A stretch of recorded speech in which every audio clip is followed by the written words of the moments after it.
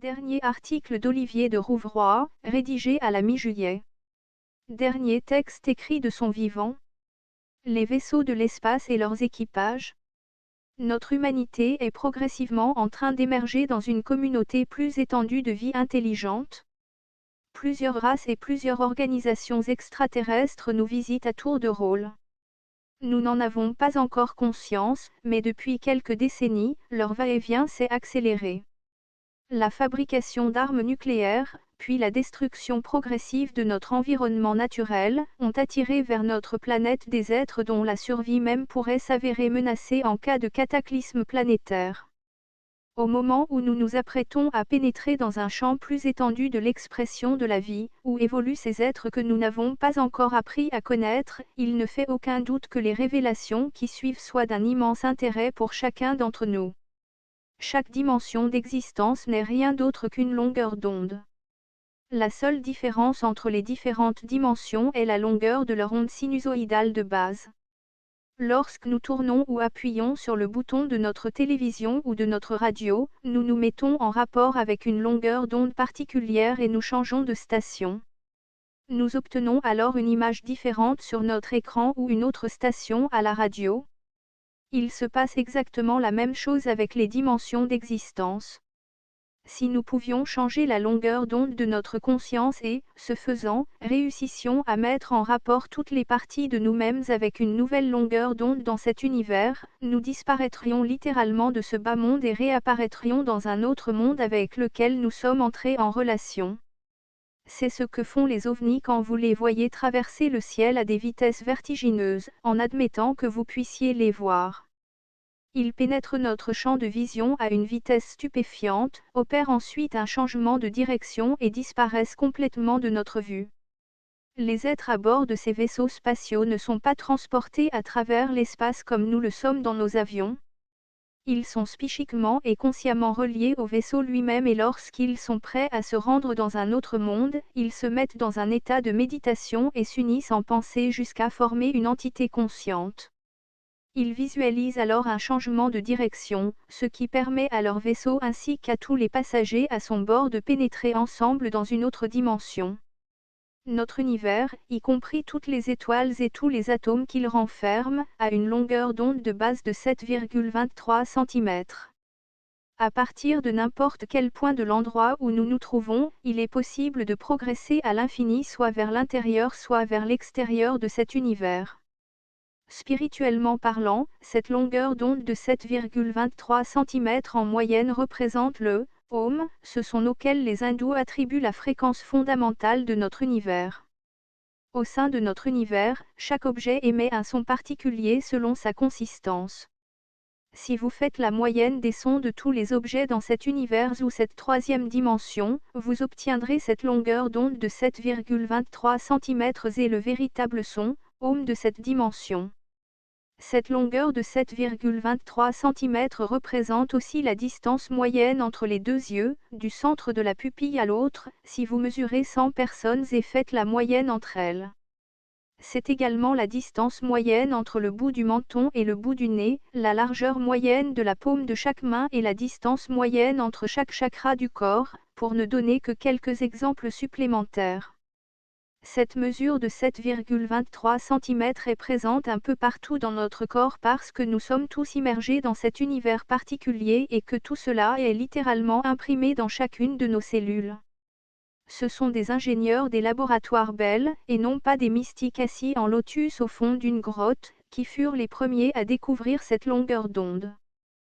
Quand ils installèrent leur système à micro-ondes qui couvrait tous les États-Unis et appuyèrent sur le bouton, après avoir choisi une fréquence d'émission, ils durent faire face à une gigantesque quantité d'ondes faisant grésiller désagréablement leurs appareils.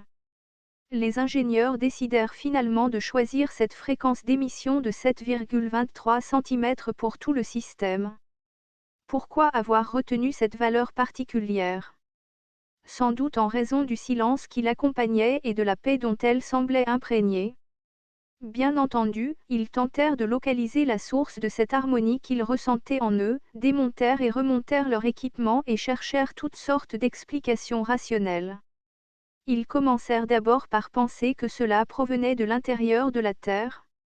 Ils vérifièrent finalement à ciel ouvert et en direction du vide intersidéral, rencontrant là aussi une constante statique considérable, qui déclenchait les mêmes effets et se dirent, mon Dieu, mais cela vient de partout à la fois. Afin de se débarrasser de cette interférence qu'ils n'arrivaient pas à contrôler, les gens de chez Bell firent alors quelque chose dont nous souffrons tous encore, à la fois en tant qu'individus et en tant que planète.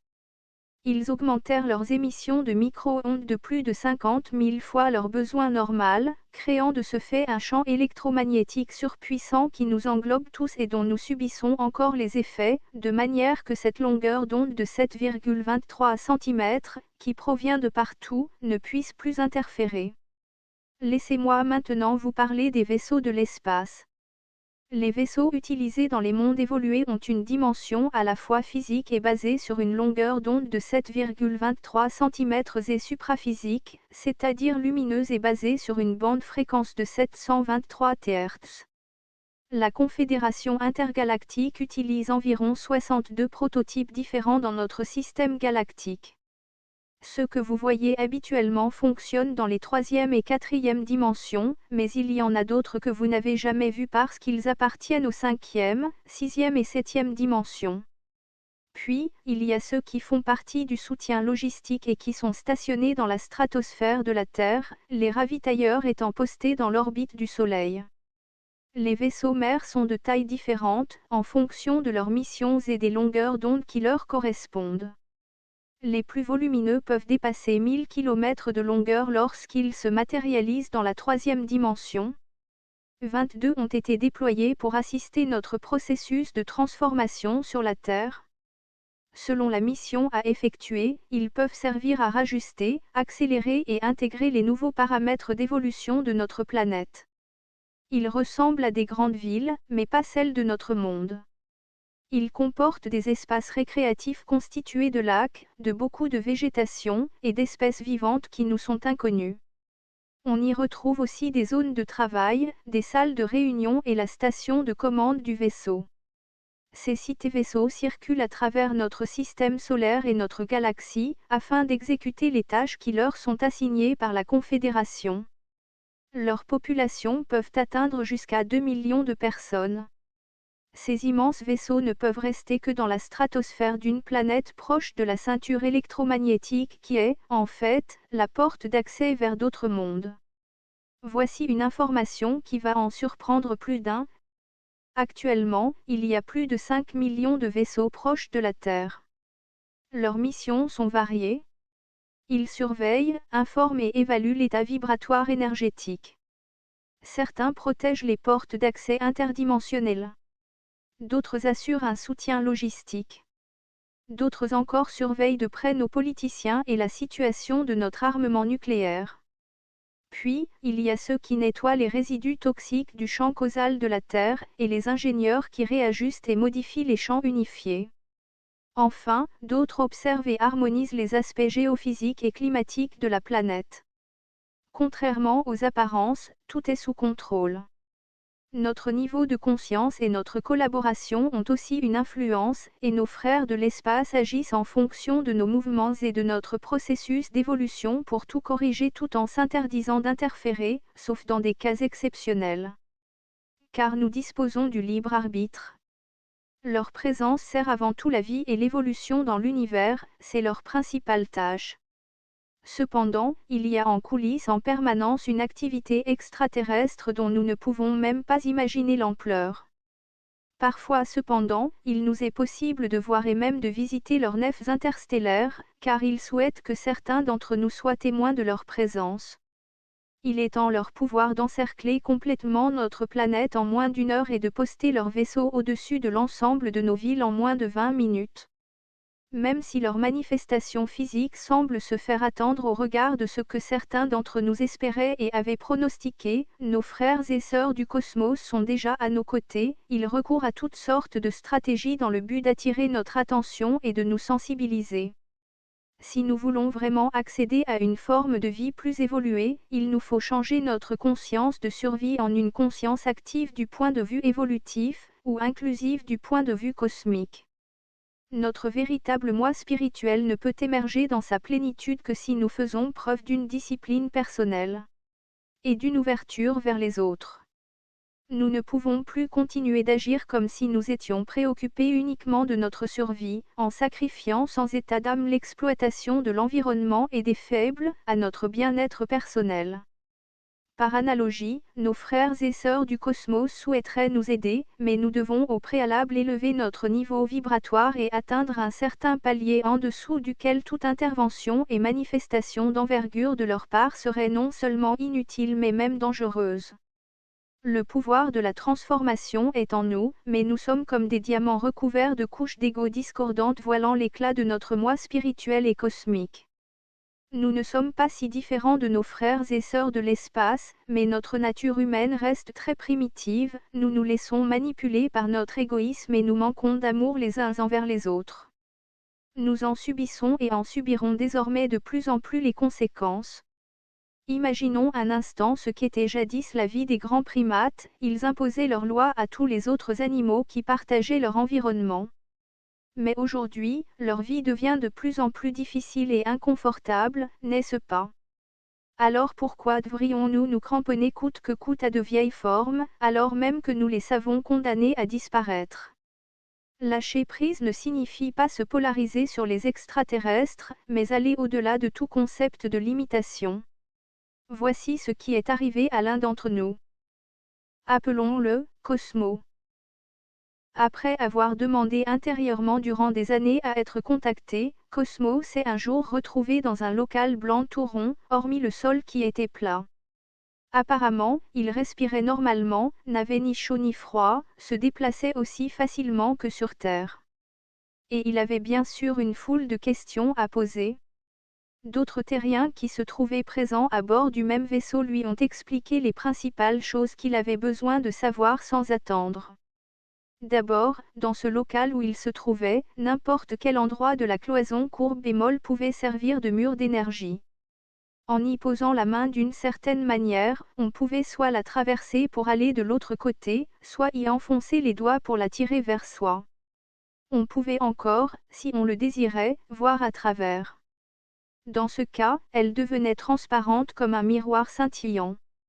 C'était aussi le moyen d'accès au cerveau central du vaisseau pour demander quelque chose ou étudier. À ce sujet, on lui a expliqué que des instructeurs parlant français allaient venir le voir. Il ne pourrait entrer dans son local car ils n'utilisent pas d'oxygène dans leur vaisseau, les extraterrestres, du moins ceux de cette race, ne respirent pas, ne s'alimentent pas, ne dorment jamais, ne se reproduisent pas, travaillent en permanence. Ils sont cependant toujours disponibles pour nous si nous les appelons au mur d'énergie. Nous les terriens pouvons manger normalement, car les extraterrestres sont capables de tout reproduire à partir des modèles de forme qu'ils ramènent de la Terre à bord de leur navette, aussi bien des aliments que des vêtements ou des informations. Pour se laver, pas besoin d'eau. Il suffit de se rendre en un endroit déterminé du mur d'énergie, et instantanément une sorte d'aspirateur vous débarrasse de tout ce qui vous semble superflu, y compris la barbe et les poils, à moins que vous ne souhaitiez les conserver. Au fur et à mesure de son expérience, Cosmo se rendit peu à peu compte de la situation difficile dans laquelle il s'était lui-même plongé. Il avait choisi de se rendre à bord d'un vaisseau pour y étudier les connaissances scientifiques des extraterrestres et leur technicité. Mais il se rendait maintenant compte qu'il allait lui être difficile de trouver les mots pour les partager avec des terriens. En effet, certains de leurs concepts sont complètement inconnus sur Terre. C'était un peu comme s'il avait dû, face au tableau d'un peintre, décrire la couleur rouge à un aveugle de naissance. Rassuré par les autres terriens du vaisseau, il finit par réussir à se débarrasser progressivement de ses peurs. De plus, sa curiosité était forte, et il avait besoin d'en savoir toujours plus sur ces extraterrestres. C'est alors que l'un d'eux se matérialisa dans un cercle de lumière sur le mur d'énergie. Il portait une sorte de boîte lumineuse sous la tête. Je dis sous la tête, car son cou était à peine visible. Il restait debout, presque sans bouger, sans doute pour lui laisser le temps de s'habituer. C'est ainsi qu'il s'aperçut qu'il pouvait traverser son image et se retrouver derrière lui, de l'autre côté du mur. Une fois qu'ils se furent retrouvés face à face, son visiteur commença à lui parler en français. Je suis venu vous parler, car vous avez beaucoup de questions en vous. Nous allons vous instruire de tout ce que vous avez besoin de connaître. Nous répondrons à toutes vos questions, mais surtout, vous pourrez interroger le cerveau central par l'intermédiaire du mur d'énergie sur tout ce que vous voudrez savoir et autant de fois que vous le voudrez. Toutes nos connaissances y sont stockées et pour vous en français. Comme vous avez besoin d'air, vous ne pourrez pas venir chez nous. Même moi, pour vous parler, je dois porter cette petite boîte qui me délivre l'air nécessaire pour cela. Quand vous aurez épuisé les questions personnelles, votre instruction proprement dite commencera à votre rythme. Mais vous verrez, ce sera très rapide. Votre motivation sera la curiosité.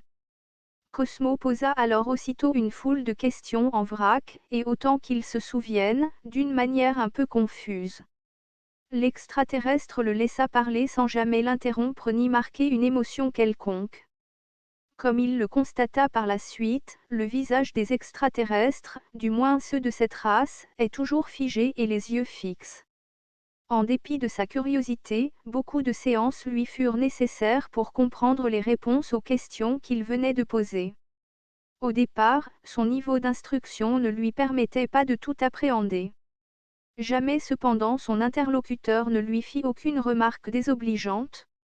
Ce n'est donc que petit à petit et au fur et à mesure de son instruction proprement dite que, grâce à son assistance, il put commencer à comprendre ce que sont les extraterrestres, ce qu'ils veulent, à quoi ils nous destinent et comment ils conçoivent notre avenir. Pour les extraterrestres, tout se résume à Dieu, et parler de Dieu, c'est parler du cosmos. Voici ce qu'ils en disent. Pour nous, ce que vous appelez Dieu est information. Nous l'avons démontré par les mathématiques. Cette information est préexistante à la création actuelle. Par l'observation du vivant, nous savons aussi que cette information est orientée, même si son agencement dans le temps de chaque planète est aléatoire. C'est cette information qui fait exister le cosmos, à la fois éternellement et d'une manière cyclique. Il existe en effet un avant la création éternelle actuelle. Le départ de la création actuelle est une explosion d'énergie-matière. L'énergie et la matière, c'est la même chose. Cette énergie-matière est en expansion, créant en conséquence les galaxies, des soleils, des planètes et le vivant. Vous comme nous sommes des fragments de cette énergie-matière. Cette expansion s'accélère continuellement. Un moment viendra où d'aucune planète on ne pourra voir un autre soleil ni même une autre planète. Les soleils, de toute façon, s'éteindront au fur et à mesure qu'ils auront brûlé toute leur énergie. La quantité d'énergie-matière étant finie et éternelle, elle continue d'exister, mais se transforme. Lorsque tous les soleils seront éteints, l'énergie-matière du cosmos se concentrera en un point immatériel qui est information. C'est un cycle éternel création, expansion, compression, création. Bien entendu, chaque soleil qui s'éteint est une fin du monde partielle pour ces planètes. Rassurez-vous, le soleil de la Terre durera encore longtemps et la Terre aussi sauf accident. Ce sont ces possibilités d'accident que nous sommes en mesure de prévoir dans notre environnement. Par exemple, nous avons pu prévoir la fin de notre planète et partir à temps. Il reste des questions que nous n'avons pas résolues. Certains êtres vivants sur diverses planètes pensent que Dieu est extérieur au cosmos. Dans ce cas, même s'il n'est pas possible de changer l'information initiale, on peut améliorer l'agencement des codes d'information à l'intérieur d'un cycle par la prière, par la méditation, par la connaissance et par le travail. En effet, par l'observation on peut remarquer que ces codes d'information semblent avoir été conçus par un Dieu. Nous pensons que Dieu est à la fois information et cosmos et qu'en conséquence nous pouvons améliorer la vie dans le cosmos d'une manière rationnelle et logique par la connaissance et le travail. Nous pensons pouvoir, avant la fin de ce cycle, intervenir dans l'information. Nous y travaillons. Faute de point de repère dans l'espace, Cosmo a toujours ignoré où se trouvait son vaisseau, mais ce qu'il a réussi à comprendre, c'est qu'il était soit proche, soit à l'intérieur du système solaire. Il n'était pas matériel dans le sens où nous l'entendons. En effet, son enveloppe extérieure est pure énergie-matière, comme ils disent. On ne peut le voir de l'extérieur. Il est donc invisible de notre planète.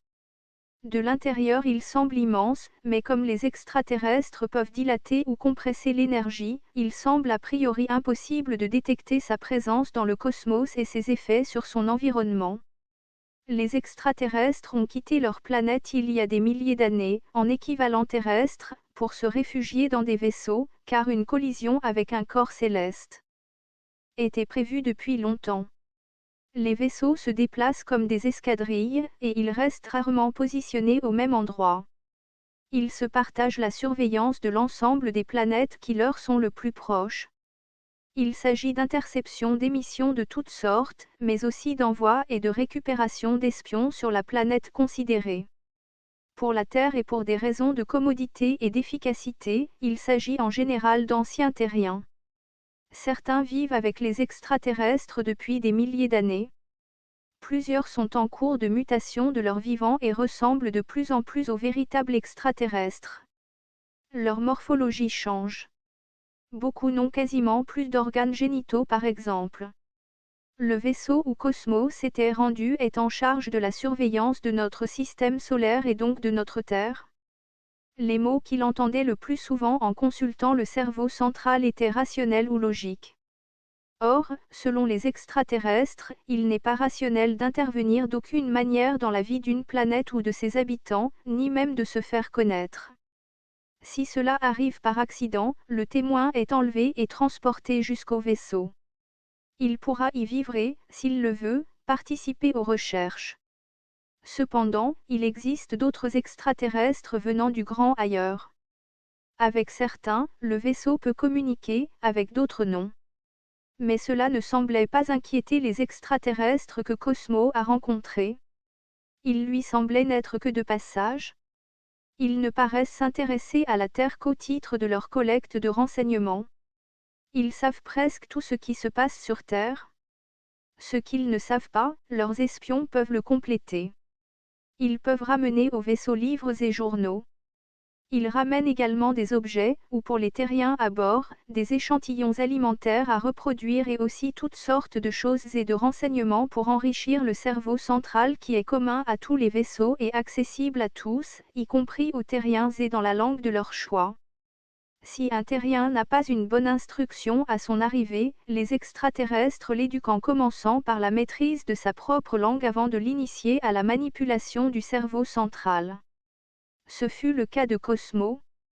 C'est ainsi que l'on peut connaître le passé comme le présent de la Terre dans tous les domaines, mais aussi tout ce qui est répertorié de n'importe quelle autre planète. Il y a cependant des choses qu'ils ne comprennent pas très bien pour le moment. Par exemple, concernant la Terre, ils constatent, mais ne comprennent pas, l'utilité de la diversité du vivant conscient. Ils en connaissent le processus, mais se posent la question du pourquoi de cette information spéciale pour la Terre. Ils étudient nos émotions aussi mais eux ne semblent pas en avoir. Ils sont rationnels, point. Le concept de nations différentes leur est étranger, ainsi que ses conséquences, comme celle de l'existence de langues différentes.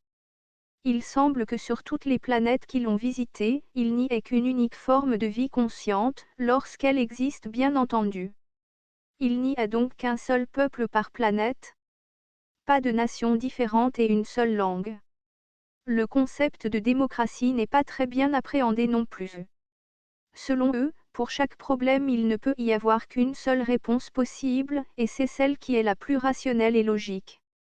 Si un problème se pose, les extraterrestres n'ont pas besoin de communiquer entre eux, tous sans exception trouvent en même temps la seule réponse possible. Voilà pourquoi aussi la Terre les intéresse. Bien qu'ils essaient de parvenir à connaître la totalité de l'information initiale pour pouvoir peut-être la manipuler, les extraterrestres savent qu'ils n'échapperont sans doute pas à la fin du cosmos. En attendant, ils vivent très très longtemps. Ils sont partis de leur planète il y a des milliers d'années si l'on raisonne en temps terrestre, et depuis, aucun n'est mort, dit le cerveau central. Un point noir, pourtant, il est arrivé, rarement, mais il est arrivé que des navettes ne soient jamais rentrées au vaisseau. Ils n'ont aucune explication à ce sujet pour le moment. Ils sont donc, à l'intérieur de leur vaisseau, toujours le même nombre. Combien sont-ils? Des milliers, des millions. Impossible de savoir. Comment font-ils pour ne pas vieillir, ni eux, ni les terriens prisonniers consentants? Il en est de même pour les autres entités conscientes venant d'autres planètes, habitant d'autres vaisseaux. Tous les habitants des vaisseaux bénéficient de la même longévité, même si certains ont besoin de respirer ou d'autres choses pour vivre. Ceux qui parmi les terriens sont là depuis des milliers d'années finissent par changer. Ils mutent de leur vivant. Certains organes s'atrophient puis disparaissent. Il n'y a jamais de décès ni chez les extraterrestres ni chez les terriens, et c'est la principale raison pour laquelle aucun de ces derniers ne veut retourner sur Terre. Dans le vaisseau il y a la même gravité que sur Terre. Peut-être le vaisseau tourne-t-il sur lui-même. On ne peut aller dans les locaux des extraterrestres, mais on peut les voir et ils se déplacent comme nous sans flotter. J'ai déjà eu l'occasion de préciser que les extraterrestres ne s'alimentent pas, ne dorment jamais, ne respirent pas et ne se reproduisent pas non plus. Leur aliment, c'est l'énergie. En permanence ils reçoivent l'énergie nécessaire. Pour eux comme pour nous, les corps sont analysés en permanence sans que le sujet ne s'en rende compte, et les besoins sont satisfaits aussitôt. Aucune maladie ne peut se déclarer sans qu'en amont un manque ne soit satisfait à temps. Les neurones ou d'autres cellules sont réparées ou changées à temps, ce qui supprime le vieillissement. Les extraterrestres peuvent tout faire, même changer un cerveau et y injecter la mémoire ancienne. Concernant la mémoire, il semble qu'il y ait une limite à son contenu. En effet, il arrive que le cerveau central indique à certains sujets qu'ils doivent déposer provisoirement leurs souvenirs les plus anciens dans le cerveau central. À tout moment, s'ils en éprouvent le besoin, ils peuvent y avoir de nouveaux accès par le cerveau central. Mais tous les autres également, car dans les vaisseaux tout est commun, les renseignements aussi. Voilà ce que je peux dire au sujet de la santé. Pour les extraterrestres, les voyages dans le cosmos ne dépendent ni de la vitesse de la lumière, ni de la gravité des corps célestes, ni du temps et ni de l'énergie utilisée pour pousser une fusée. L'univers est en expansion. Et cette expansion s'accélère continuellement. Il est donc illusoire de croire que l'on peut, avec une fusée, quelle que soit sa puissance, rattraper un système qui s'éloigne et accélère à des vitesses qui peuvent être supérieures à la vitesse de la lumière dans un temps local. En effet, plus la taille d'un objet est importante, un système autour d'une étoile par exemple, plus sa vitesse propre est lente. À l'inverse, plus un objet est petit, plus sa vitesse propre est rapide. C'est pour cette raison que les extraterrestres ont trouvé un moyen de voyager dans l'espace-temps. Ils se servent de l'infiniment petit. Il est difficile d'expliquer ces choses, car les concepts scientifiques des extraterrestres et ceux de la Terre sont très différents. Pour les terriens, les galaxies, visibles ou non, c'est le cosmos, dont le système solaire fait partie. Pour les extraterrestres c'est comme la peau d'un ballon. Les galaxies sont sur la peau de ce ballon.